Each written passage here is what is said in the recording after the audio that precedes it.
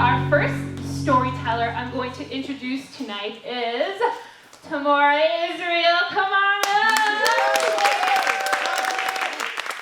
So my best gift is a moment in my life. So let's go back to 1999. I'm 16 years old, and I live in New York, Long Island, Freeport, with my family. We live in a big house. There is my mom, my dad, my 3 brothers, my 2 aunts, and my 5 cousins. It's a lot of freaking people.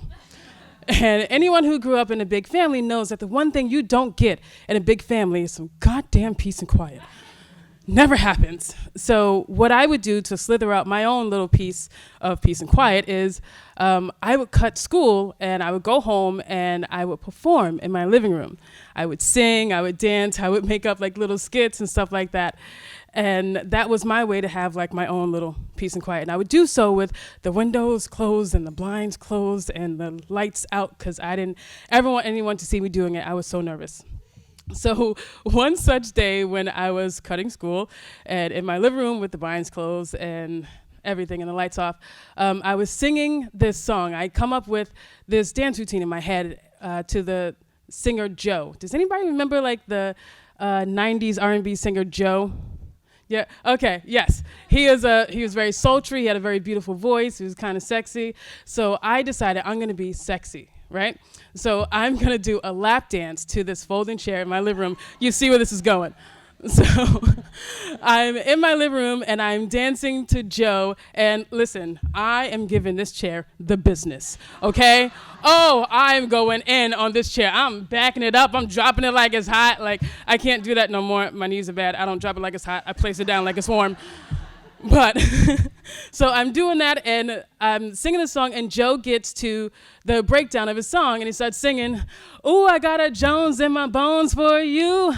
There ain't a damn thing that I won't do. I make your body cream with my sex machine. I won't stop until I hear your mother scream." The lights pop on and my brother and his girlfriend are standing in the doorway staring at me mystified. And I'm staring back at them like a slutty deer in the headlights. My brother looks at me, looks at the chair, looks at me, and just walks away. I can't. I play PlayStation in that chair. It's gross. So everyone is uncomfortable. We all split. My brother and his girlfriend go to his room, and I go to my room. And I'm laying on my bed, and I'm thinking, I'm nervous, my heart is pounding, and the only thing I can think of is, when do I get to do that again? And I'm not thinking, what's my brother thinking, or what's his girlfriend, dear God, what's his girlfriend thinking about me? Or what he's gonna say to our parents. I'm just thinking, when do I get to do it again? And that moment is such a gift because it wasn't just a gift, it was like a light switch. You know, that's what I do. I'm a performer. It's the only time I feel normal. It's what I do, it's in my blood, it's what gives me life. So that moment was so very embarrassing. But out of it came understanding of oneself and knowing oneself. My God, that is the greatest gift ever. Thanks. Thank you so much for that. Are you available for parties? You got it. Thank you. I'll hit you up. Our next storyteller is Sam Chapin. Chapin. That's what I said. Come on up. Woo! In 1880, my great-grandparents bought 25 acres on a large pond in Cape Cod and built themselves a summer house. They had a large family, and the family really enjoyed being out in the woods and on the pond in the summer. Now, 2 interesting aspects of this. First of all, we all know that in Cape Cod there are no lakes. There are only ponds. So this was a large pond, hundreds of acres. And anywhere else in the world it would be called a lake. And also in 1880 it was on Cape Cod. But something happened in the early 20th century so that it wasn't on Cape Cod anymore, and that is they built the Cape Cod Canal. And suddenly, in order to be on the Cape, you had to be on the Cape side of the canal, and we were actually on the other side. Great-grandpa was actually on the other side of the canal. But the family enjoyed very much spending the summers there. And as his 7 children grew up, he said to them, if you would like to have a piece of property and build a summer house, I will give you a piece of land, and you can do so. And my grandmother was the very first person to take him up on the offer. And she picked, I think, the nicest building site on the property, a little point facing to the west. This just died, I think. Okay, here it is, a little point facing to the west. And so you got the southwest breezes in the summertime. And she and her husband in 1913 built themselves also a summer house. 4 of her siblings also took great-grandpa up on the offer. So there was a real community, some on that piece of land, some on other spots on the pond. There were 6 houses filled with families that would come up in the summer. And it was a lot of fun for the children and the grown-ups as well. In 1945, great-grandma died. These houses were now occupied by growing people, growing sons and daughters that had families of their own. And my mother was fortunate enough to be the only one of her generation to have her own house on the pond. So that when I was growing up with 3 brothers, we were able to spend summers on the pond. And we had a lot of fun we would get there in June and take our shoes off and basically put them back on in September. By August, we were a pack of half-feral children running around, taking full advantage of the recreational opportunities of being in the woods and on the water and fishing and boating and sailing and all this, and it was idyllic. Grandma moved into her house full-time in the early 50s after her husband died. And she had one son who never married, my Uncle John. And as she started to think about what am I going to have for the future of my house, she deeded her house to her son, my Uncle John, who maintained a bedroom there and had a workshop and was very much a part of the community. So one day in about 1980, Uncle John said to me, and by this time I was married and we had 1 child, he said to me, I'm thinking about the future of this house. Would you like to own this house? Would you like to have me leave you this house? Now, he had about 15 nieces and nephews, any one of whom might have been a likely candidate, but he chose me, and I said, wow, this is the best gift ever. We didn't say yes immediately because we had to think about this. It would be a major commitment. If my wife and I agreed to this, we pretty much felt this meant that we weren't going to do anything exotic like move to another part of the world or something like that. It would be a commitment to be there. And so we said yes. And a few years after that, Uncle John unexpectedly died. And suddenly there we were. Something we expected to be far in the future was happening right now. We owned that house. We continued to occupy it in the summer with the intention of renovating it to be a comfortable place for us to spend our golden years, as they say. We lived in a town not far away. Our kids were in school. And one morning in about 2005, our youngest daughter said to us, all my life, all I've heard is how you're going to fix up the pond house and live there when we're out of school. Well, I'm a senior in high school. When is that going to happen? So it started to happen, and in 2009, we moved in. Owning this house is the greatest gift of all.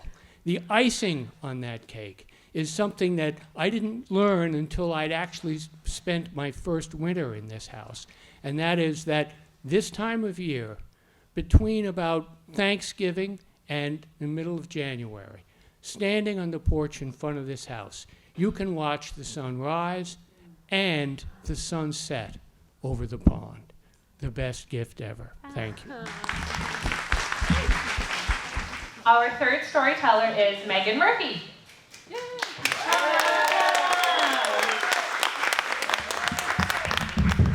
So I want to start my story tonight telling you who I am. My name is Megan Murphy, and I'm founder of the Kindness Rocks Project. So maybe that will give you a little bit of insight. I only have 5 minutes, so I'm not going to talk about the project too much.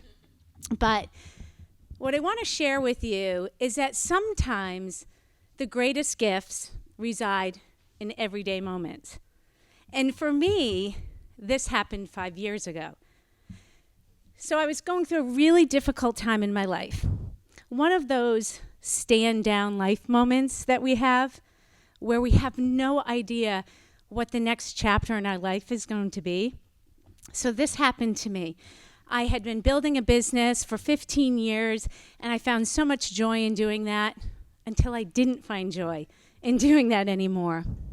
And the guilt and the fear of giving something up that you have dedicated 12 years of your life to can be so overwhelming. So I found myself giving that up, and it was when my firstborn was heading off to college, and so finances would be an issue. And here I was. I just said, I'm done with this job. I'm going to find happiness. To which my husband looked at me and said, "You're not happy?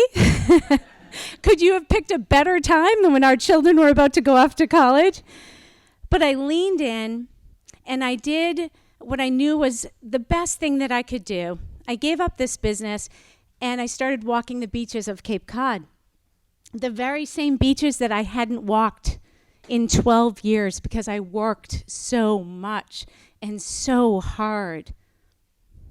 And when I started walking on the beach, I found something out. Like, this was life-altering. And it was that I hadn't grieved the loss of my parents who had died several years earlier. And so when I was in the quiet, walking on the beach, I started having conversations with my mom and dad. And when I had these conversations with them, which I felt like I was crazy because they had passed so many years before, I made up a game that when I found a heart-shaped rock, I saw that as a sign from my dad. And when I found a piece of sea glass, that was a sign from my mom. And it made me truly, truly happy. And so one day, when I was on the walk, I realized, all the other people walking the beach look sad and like they too are seeking something. And so I pulled a Sharpie out of my pocket and I just wrote 5 uplifting messages on rocks. And if any of you have walked Sandy Neck Beach, it's named wrong. It should be Rocky Neck Beach because there's thousands of rocks. And so I took the pen and I'd write a message and I'd drop it in the sand so that no one knew I was doing it. And the greatest gift that I ever received in my life was that very first night, a friend of mine texted me a picture of one of those 5 rocks, which is like a needle in a haystack. And she found this rock and she said, "Was this you that dropped this rock on Sandy Neck today?" And I immediately denied it. I'm like, "No, that's crazy." Like, I don't know who's doing that kind of stuff, but, and here's the gift. It's what she said next to me that was the greatest gift of all. She said, "If it was you that dropped this rock with this message, I want to thank you because I was having a really bad day, and your message made it all the better." Had she not texted me that message, I don't think I ever would have continued doing this. If you know anything about this project, being from Cape Cod, now it's international. It's in over 20 countries, and people are writing messages for other people on rocks, and they're leaving them throughout neighborhoods and communities because they care about one another. And so I stand here tonight to tell you that one message at just the right moment can change someone's entire day, outlook, or life. And that message could be their greatest gift. Thank you. That was a beautiful story. The world needs more people like you. Thank you, really. It really, we need that positivity. Our next storyteller is Marie Younger Blackburn. Hopefully I pronounced that correctly. I did. So it's July 2019. I have lived in Boston for 18 years of my life, and I had never gone to the Boston Symphony Orchestra Boston Pop's July 4th event on the hat show. So it was July, and I got this email saying that my son and I were invited to come to the event, and that we would be seated as opposed to sitting on the lawn. And they gave me all the details about how to get there, all the logistics. The reason that I've never gone is growing up in Boston, I just had a fear of, you watch it on TV and you see these huge, massive crowds of people sitting, on the lawn or just milling about, and I just don't like the big crowds. My son and I have gone to symphonies all over the country. We've been to Philadelphia, to Maryland, to New York, but I've never gone there. So to know me is to know my son. His name is Chase, and he's a 15-year-old with Down syndrome. So the logistics said that there would be parking for handicapped people, and they would have a shuttle bus down to the Esplanade. And so I said, okay, I can do this. So I packed everything that Chase needed. We donned our 4th of July outfits. I had on my maxi red, white and blue dress. He had on his red shirt, and we were off and ready to go. I wrote about it on social media or on his page, and I said, we're going to the show. I was so excited because Queen Latifah was going to be the headliner. So we got in our car, and like I always do when we go to shows, I pray. Because getting around with Chase is not easy. He has some sensory issues, mobility issues, you name it, he has it. So we're in the car, and I pray that there's parking. So I drive up to the lot that they assigned me, and that went well. There were police in front, and they said, come on in, and we got our handicapped parking space. So I'm like, okay, where's the shuttle bus? And they're like, shuttle bus? What shuttle bus? And I'm like, the shuttle bus is going to take us to the hat show. Oh, no, you can walk over that bridge and walk down and around the corner and down, and you'll be there. And I'm like, it's not going to happen. I could never get Chase over that bridge, let alone myself. So they said, oh, wait here. One guy said, and he goes, I'm going to get you there. I'm going to get you there. I'm just going to. So he gets on his radio and he calls someone, and in comes this young man on a golf cart. And I'm like, okay. Now, you see what size I am, right? And you had Chase. He's a kid, but he's a big kid. And then you had this young man. So he said, no, I can get you there. So we pile in this golf cart, and I'm hanging off the side, like my big butt's hanging off the side, and Chase is in there, and we're like, and we're going down, and I started taking selfies because we were just so excited. This young man was so determined to get us in there. So we get to our first hurdle. There's a gate, and police everywhere, and he flashes his lanyard, and all of a sudden this gate opens up, and we go through, and it looks like, I don't know, the guarding of Fort Knox. You had police officers, you had people in army uniforms, you had all this big equipment and guns, and I'm just like, wow. So I started to feel safer. So we got in, and our day was wonderful. We got to see, we're waiting to see Queen Latifah. We had 2 hours to wait, right, before the thing started. And Chase's biggest, the best way to motivate Chase is through food. So I offered him some ice cream. And there's just people everywhere, all around the ground. So he sat on the ground, and he's eating his ice cream, and I kind of walked away just ever so slightly, and I heard, Marie! And I turned around, and I just started crying. It was Chase on the ground, and he called my name. It was the first time in 15 years that I've ever heard my son say my name, and that was my greatest gift. Thank you. That was another beautiful story. Thank you so much for sharing. So we have storyteller number 5, who's Jamie Carter. Jamie, come on down. So guess who has a fear of public speaking?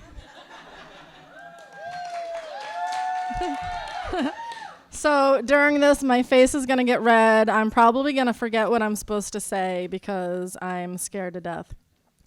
And basically, I'm just looking for the nearest exit. Okay, perfect. So the best gift ever for me is actually my fear. And I know that sounds crazy, but what I'm describing right now is a gift, because every time I'm faced with a fear, it's really just an opportunity for me to be brave. Because you can't be brave unless you're scared of something, right? And think about your lives and how many times that you've avoided doing something because you were afraid of how it was going to turn out. And that's a lot of missed opportunities. And I can give you an example. Last weekend was my high school reunion, 30 years from Barnstable High School, class of '89. And as the date got closer, I looked at the ticket count, and there was very poor turnout, maybe 28 tickets sold. So I reached out to my former classmates that I was still in touch with, and I said, hey, am I going to see you at the reunion? And I was surprised when they all said, no way. And I was kind of saddened when I heard why. And it was because basically they had all gone to a reunion before and they hated it. Because the popular crowd was still the popular crowd, having a blast and enjoying themselves, while these people sat in the corner with nobody engaging them, feeling isolated and that they didn't fit in, basically insecure again like they were in high school, and they didn't want to relive that, and I couldn't blame them for that. And it struck a chord in me because for one, it sounded familiar, and two, I thought it was really sad that we're 48 years old and we're feeling like we don't belong at our own high school reunion. So I responded to that by going to our reunion Facebook page, and I just started typing whatever was on my soul, which ended up being about this long. And I explained the conversations that I had and why people weren't going, and then I shared some things about my own high school life, like how I felt like I didn't fit in either. And I spent 4 years in that building pretty much changing everything about myself to try and fit in. And not just with the popular crowd, which I knew I would never fit in there, but just fit in anywhere. And it didn't work because I was changing myself. And I spoke about how my biggest regret of those 4 years was how much time and energy that I spent not liking myself because I didn't fit in. And the amount of energy you spend feeling unlikable and insecure and like you don't belong and you're invisible.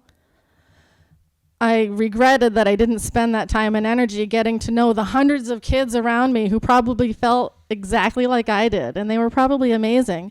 But I didn't have the confidence back then to do that. But I do now.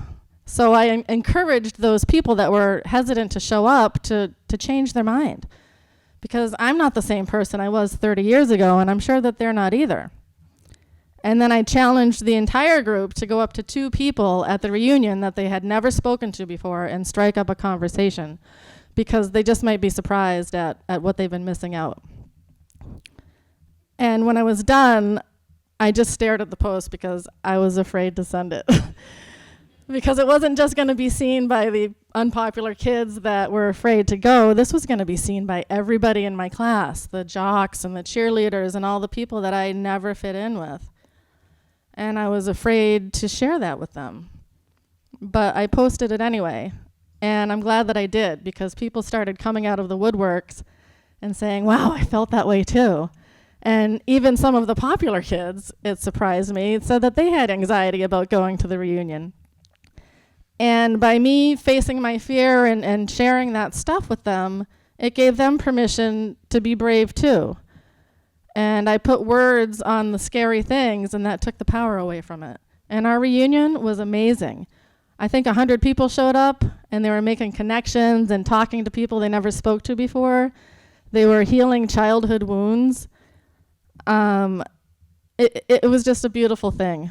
So I've discovered that when I'm afraid of something and I do it anyway, that's become my superpower.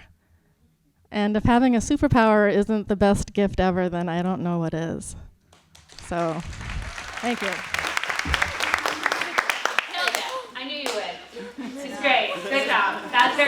inspirational. I'm sure I felt that way in high school. I'm sure a lot of people felt that way in high school. Facing your fear is wonderful. That's why I host these kind of events, because it can be scary and it gets you out of your comfort zone, and it's great. So our next storyteller is, last count, Mike Sosnowski. Yeah, come on. All right, well, first of all, thanks for getting my name right. I know you spent a lot of time on it. Second thing is, according to Tris, the chili bang bang is awesome. As someone who owned a food truck and ran a food truck, you're going to get some of the best food in the world from a food truck because they don't have to follow any recipes or anything. So support them. They deserve it. All right, so on to my story. Now, I know there's a lot of inspirational stories, a lot of motivational stories, a lot of second chances. I don't have one of those. I'm going to tell you a story about a bag of dirt.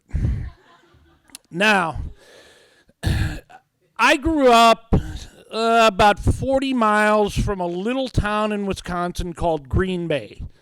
And in Green Bay, Wisconsin, we have a football team. I know we got a football team here, and everything is the greatest of everything, and you've got the greatest quarterback, and greatest coach, and the greatest everything.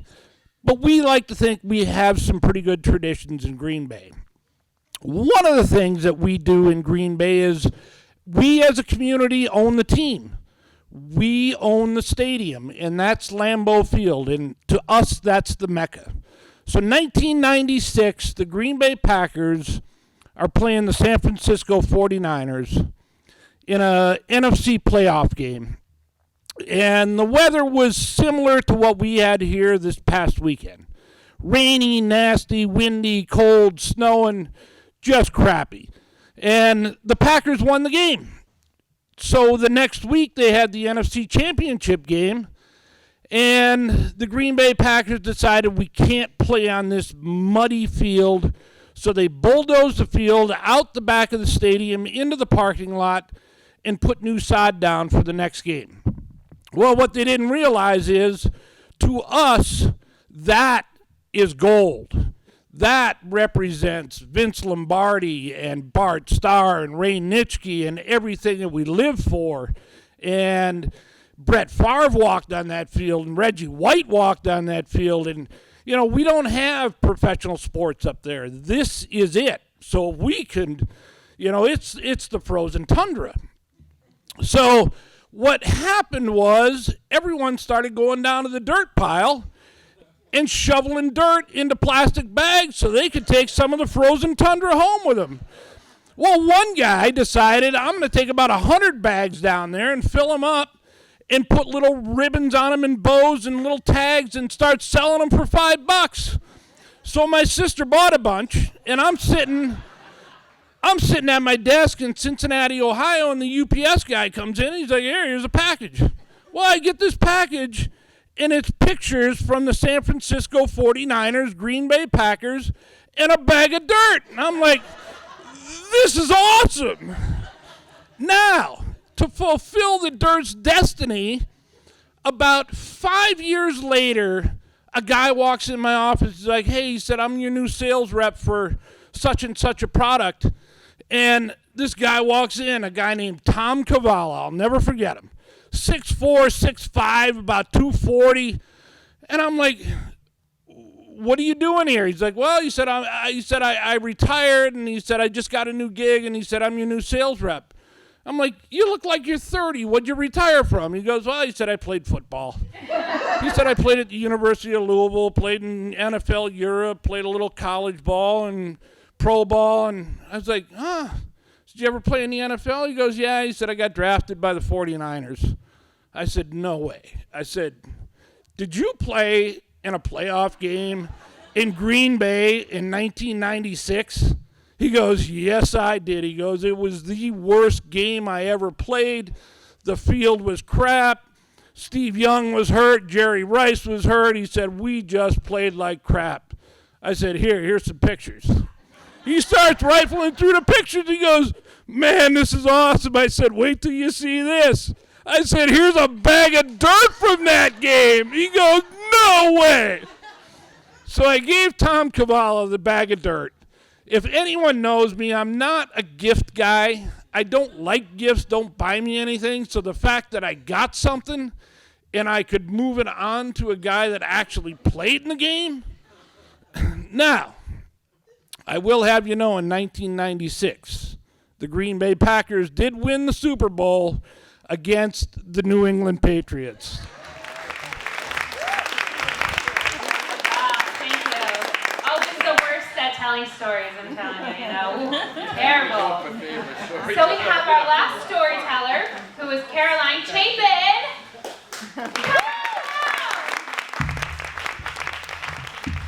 I'm a big believer in gifts that come from unexpected places. So I'm from a pretty good-sized family of all girls, 5 sisters, and I'm number 4. And we were raised by a very frugal mother. I think of her as like the trifecta of frugality. She Midwestern raised, Depression born, some Dutch ancestry in there. They're known to be frugal. And then bonus points because she was married to our father, who made a very uncertain, uneven living, and she hated to shop. So when it came to clothes for 5 daughters, hand-me-down clothes were, well, that's kind of a no-brainer. What else does a frugal mom do, right? I never gave any thought to the clothes I wore growing up until I got to junior high school.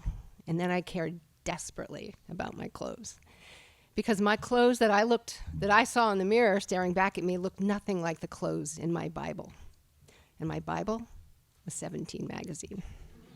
The fashion magazine for every junior high girl out there. So I took matters into my own hands and I learned to sew.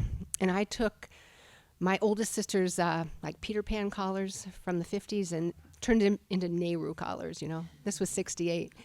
The circle pins on my sister number 2, chain belt, skirts. The shirtwaist from sister number 3, I could turn that into a mini skirt. I had like 1,000 little mini skirts. And I just went crazy with making new outfits for myself. And the proudest day in 7th grade was when I was sent home from school with a note from the vice principal saying my skirt was inappropriate for school. It was a thrilling day. My mother was furious. It was about that time that I learned that my friends were doing something called back-to-school shopping. Back-to-school shopping in my house with 5 girls was on a hot August afternoon. My mother would stand at the bottom of our attic, stairs going to the attic, and she'd say, let's go into the attic and see what fits. And up we'd go. And of course there was something that fit. 3 older sisters, 1 younger sister gaining me in height, endless supply. The problem was there was 14 years between youngest to oldest, so some of these look like costumes to me. So that's why I learned to sew. So I have friends that are horrified by anything that's not a new gift. You know, regifting, consignment shops, thrift shops. That just horrifies them. To me, it's just like a gift. It's the gift that keeps, giving, as they say. So about 10 years ago, I was visiting with sister number 3, I'm sister number 4, our mother, who's now in her 80s, and we walk into her apartment. We had barely gotten our coats off. There's our mother at the entryway. Guess what, she said. My neighbor just dropped off a bag of clothes that no longer fit her daughter-in-law. Let's go see what fits. So these 2 middle-aged ladies go in with their mom, and we managed to get every single piece of clothing back into the black plastic bag and into the back of my car and headed to the nearest thrift shop. Except there was one dress that did fit. It fit. And it was a bit of a gift from my mom. And it became a favorite dress. And I wore it for about 10 years. And my mom died about 2 months ago. And I am wearing that dress right now. Thank you. The gift that keeps on giving. It's not teardrops, it's rain in my eyes. Well, let's give it up for all of the storytellers tonight.